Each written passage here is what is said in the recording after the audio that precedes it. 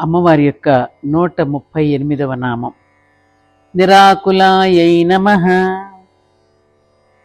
అంటే ఈ నామానికి అర్థం ఏమిటంటే భావ వికారములు లేనిది, ఏ రకమైన వ్యాకులములు లేనిది అని అర్థం. ఆకులము అంటే చికాకు అని అర్థం చెప్పుకోవచ్చు.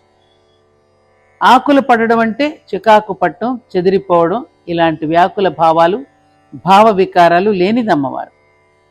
ఇప్పుడు చిట్లిపోవడం, బీట్లు ఇవ్వడం, బ్రద్దలవ్వడం, ఇలాంటి చిక్కులన్నీ కుండకుంటాయి, కానీ ఆ కుండను తయారు చేసే మట్టికుంటాయా?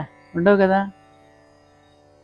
అంటే ఉదాహరణ ఏంటంటే కుండ అంటే మనమే, చిట్లడం, బీట్లు ఇవ్వడం వంటివి మన చికాకులు. మట్టి అంటే అమ్మవారిని గ్రహించాలి ఇక్కడ. అంటే ఏ విధమైనటువంటి భావ వికారాలు, వ్యాకులాలు లేనిది అని నామానికి అర్థం. అమ్మవారి యొక్క ఆలయంలో ప్రవేశించినప్పుడు అర్ధమండపంలో నిలబడి ముందుగా గంట మ్రోగించి అమ్మకు నమస్కరిస్తాం. అలాగే అమ్మవారి యొక్క నామాలలో ప్రవేశించే ముందు గంట మ్రోగించండి.